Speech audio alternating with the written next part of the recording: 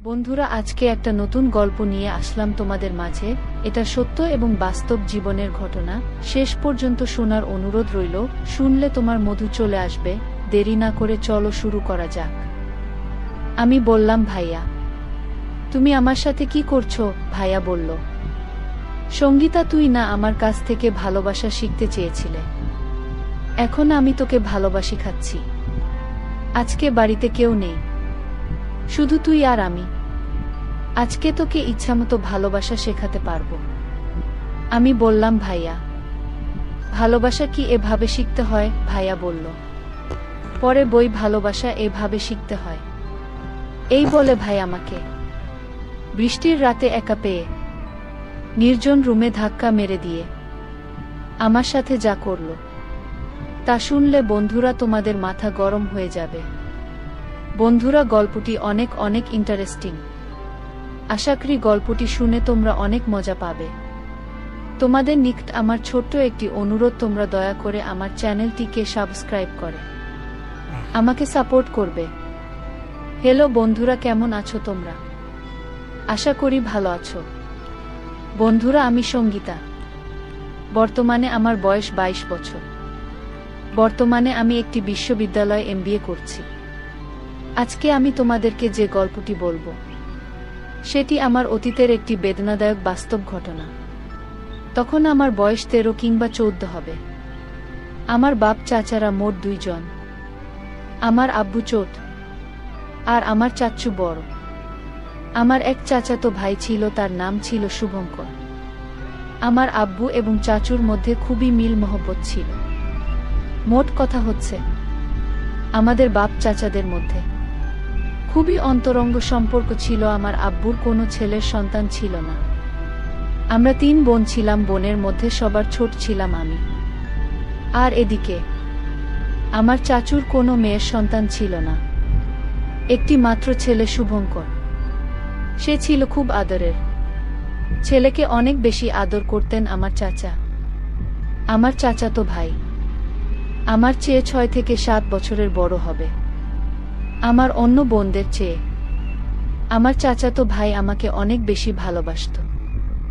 আমার প্রতি তার নজরে ছিল ছোটবেলা থেকেই অন্যরকম। আমিও দেখতে শুনতে একেবারেই খারাপ ছিলাম না, মোটামুটি সুন্দরী ছিলাম। যে কারণে আমার চাচাতো ভাই, আমি যখন কোনো কিছু বুঝতাম না তখন প্রায় বিভিন্ন সময়ে খেয়ালিপনার চলে আমার সাথে বাজে আচরণ করত।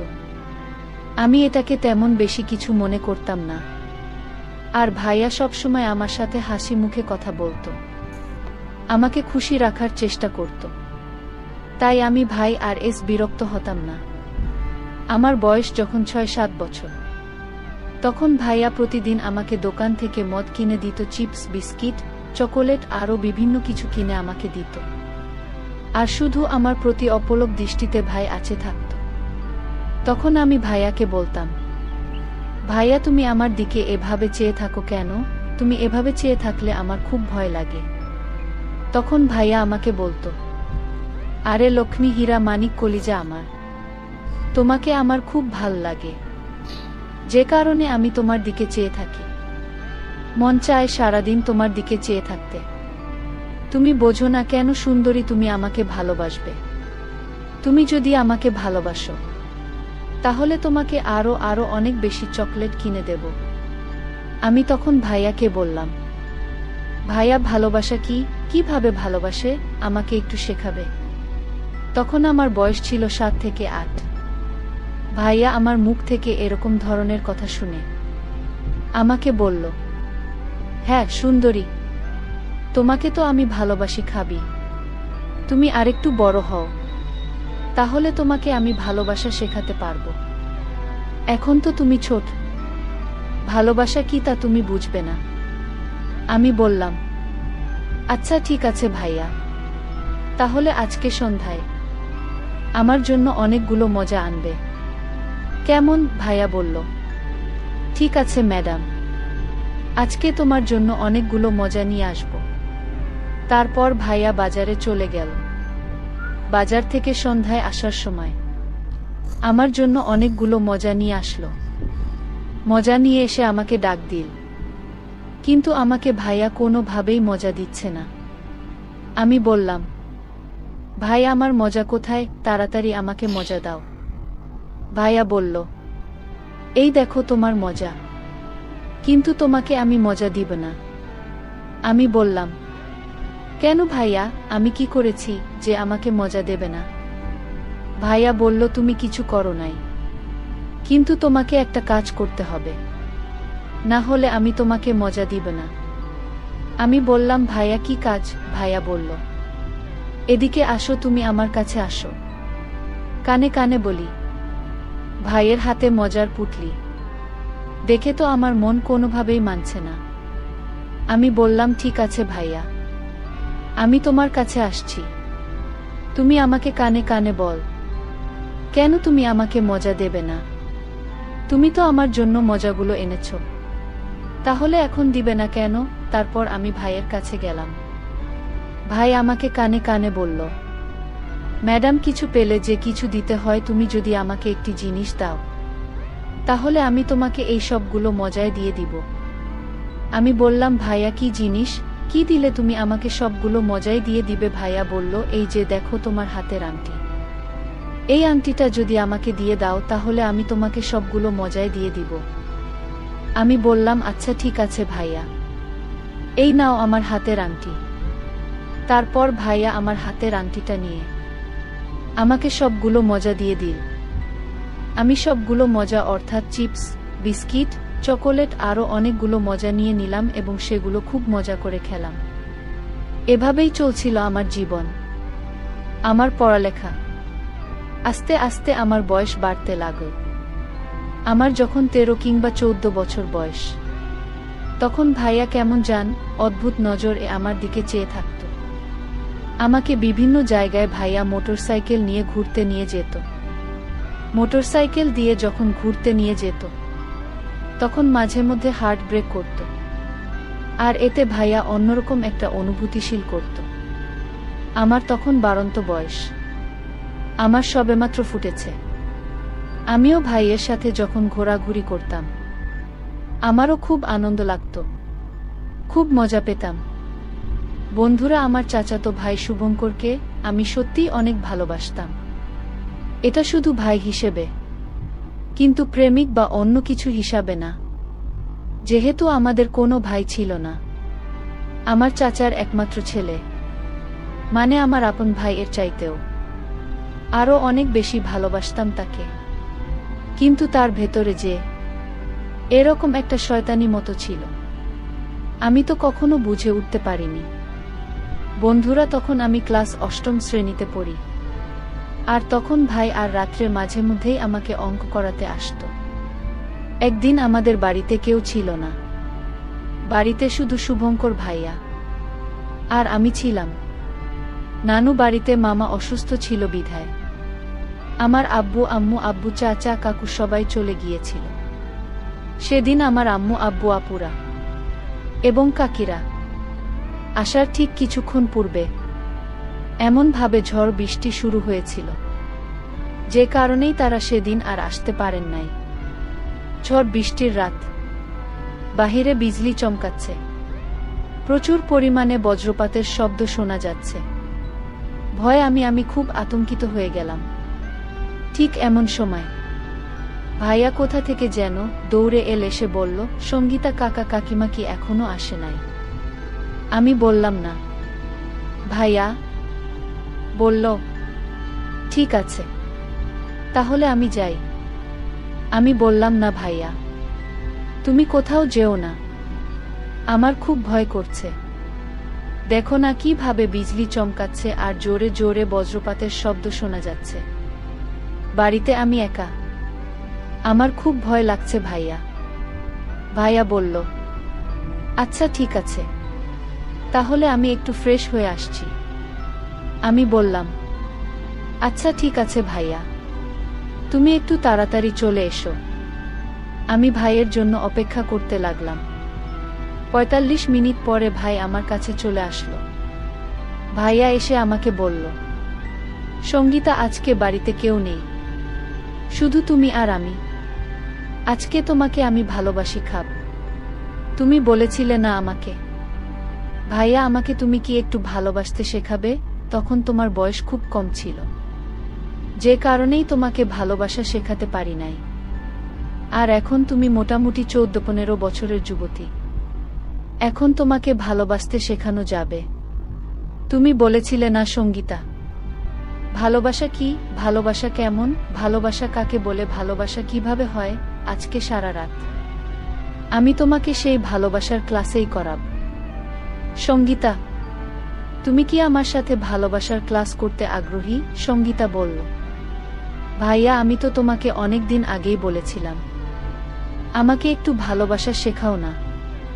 আমার ভালোবাসা শিখতে খুবই শখ, খুবই আগ্রহ, কিন্তু তখন তো তুমি আমাকে শেখালে না, আর এখন বলছো তুমি আমাকে ভালোবাসা শেখাবে। আচ্ছা ঠিক আছে ভাইয়া, আমি তোমার কাছ থেকে আজকে ভালোবাসা শিখ। ভাইয়া আমাকে বলল, সঙ্গীতা তোমাকে যদি ভালোবাসা শিখতে হয় তাহলে তোমাকে যে একটা কঠিন পরীক্ষা দিতে হবে। তুমি কি সেই পরীক্ষাটা আমার সঙ্গে দিতে পারবে? সঙ্গীতা বলল, জি ভাইয়া আমি অবশ্যই দিতে পারব। তারপর ভাইয়া তার পকেট থেকে মোবাইলটা বের করে বলল, সঙ্গীতা এই যে দেখো, তোমার ভালোবাসা শেখার প্রথম ক্লাস, প্রথম পর্ব। তোমাকে আমার মোবাইলে একটি ভিডিও দেখতে হবে। এই ভিডিওটির মধ্যে ভালোবাসার সূচনা পর্ব আছে। তুমি কি দেখতে আগ্রহী? আমি বললাম, জি ভাইয়া আমি দেখতে আগ্রহী। তুমি আমাকে দেখাও কিভাবে ভালোবাসার সূচনা পর্ব শুরু করতে হয়। তারপর ভাইয়ের মোবাইলে ভিডিওটা ওপেন করতেই আমার চোখ গেল ভাই আর মোবাইলের স্ক্রিনের উপর। ভিডিওটা দেখার সাথে সাথে আমার গায়ের লোম একটা জারা মেরে উঠল, চোখগুলো বড়বড় হয়ে গেল এবং আমাকে মনে হলো যে আমার সমস্ত গায়ে বিদ্যুতের প্রবাহ বইছে। আর আমি কাঁদতে শুরু করলাম। আমি ভাইয়াকে বললাম, ভাই আমার কেমন লাগছে কেন, আমার সারা গায়ে কাঁপুনি উঠছে কেন? ভাইয়া বলল, আর সঙ্গীতা ম্যাডাম, এটা ভালোবাসার প্রথম ক্লাস। ভালোবাসা শিখতে হলে প্রথম প্রথম এরকম শিক্ষা সবারই পেতে হয়। তখন ভাইয়া বলল, সঙ্গীতা এই দেখার একটা নতুন ক্লাস, এটা দেখলেই তোমার আরো ভাল লাগবে, একবারে পরিপূর্ণ ভালোবাসা শিখে ফেলতে পারবে। আমি খুব মনোযোগ সহকারে 10 মিনিটের একটা ভিডিও ভাইয়ের সামনে খুব ভালো করে দেখলাম। দেখার পর আমার কেমন জানি শুরু হয়ে গেল। আমি অনুভব করলাম আমার অবস্থা খুব খারাপ হয়ে যাচ্ছে। কোনো কিছু পাওয়ার আকাঙ্ক্ষায় আমি বিভোর হয়ে যাচ্ছি। তখন ভাইয়াকে আমি বললাম, ভাইয়া আমি একটু ওয়াশরুম থেকে আসি। ভাইয়া বলল, না না সঙ্গীতা, ভালোবাসার শেখার সময় ওয়াশরুমে যাওয়া যায় না। আমি বুঝতে পারছি তোমার অনুভূতি। তুমি ভালোবাসার প্রথম পর্বের সবেমাত্র পা রেখেছ, একটু পরেই ভালোবাসার পূর্ণ রূপ দেখতে পারবে। তারপর ভাইয়া আমাকে আরেকটা ইন্টারেস্টিং ভিডিও আমার চোখের সামনে তুলে ধরল। ভিডিওটি দেখে আমার অবস্থা আরো খারাপ হতে শুরু হলো। ভিডিওটিতে এমন দুটি যুগল এমনভাবে তাদের কৌশল প্রদর্শন করছে দেখে আমার চোখে মুখে যেন আকাঙ্ক্ষার জোয়ার বয়ে যাচ্ছে। ভিডিওটি দেখার সময় ভাইয়া আর আমি একসাথে মিলে দেখেছিলাম। এক মোবাইলে দেখেছিলাম, একটি হেডফোনের একটি স্পিকার আমার কানে ছিল, আরেকটি স্পিকার ভাইয়ার কানে ছিল।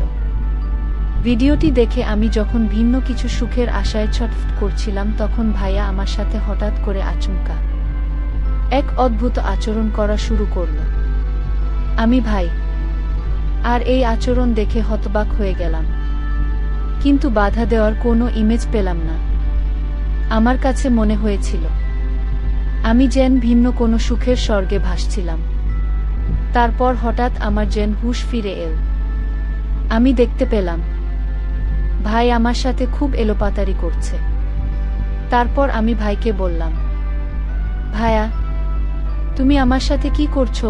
ভাইয়া বলল, সঙ্গীতা তুই না আমার কাছ থেকে ভালোবাসা শিখতে চেয়েছিলে, এখন আমি তোকে ভালোবাসি খাচ্ছি। আমি বললাম, ভাইয়া ভালোবাসা কি এভাবে শিখতে হয়? ভাইয়া বলল, পরে বই ভালোবাসা এইভাবেই শিখতে হয়। এই বলে ভাই আমাকে বৃষ্টির রাতে একা পেয়ে নির্জন রুমে ধাক্কা মেরে ফেলে দিল। তারপর ভাইয়া এক ভয়ঙ্কর আচরণে মেতে উঠল। বন্ধুরা, ভাই আর এরকম উষ্ণ আচরণে আস্তে আস্তে আমার অবস্থা আরো খারাপ হতে লাগল। এমনিতেই আমার বাড়ন্ত বয়স ছিল, আর তার মধ্যে এইরকম অপ্রত্যাশিত আচরণ এর মোহে আমি যেন অস্থির হয়ে যাচ্ছিলাম। তারপর বন্ধুরা 2 থেকে 3 ঘন্টা কেমন যেন এক স্বর্গীয় সুখের মাতম দিয়ে হারিয়ে গিয়েছিলাম ভিন্ন এক গ্রহে। সেদিনের পর থেকে বন্ধুরা আমি আর ভাই আর ধারে কাছেও চাই না। সেদিন বুঝতে পেরেছিলাম ভাই আর মূল উদ্দেশ্যটা কি ছিল। ভাইয়া কিভাবে আমাকে ভালোবাসা শেখানোর চলে আমার কত বড়ি না ক্ষতি করে দিয়েছিল।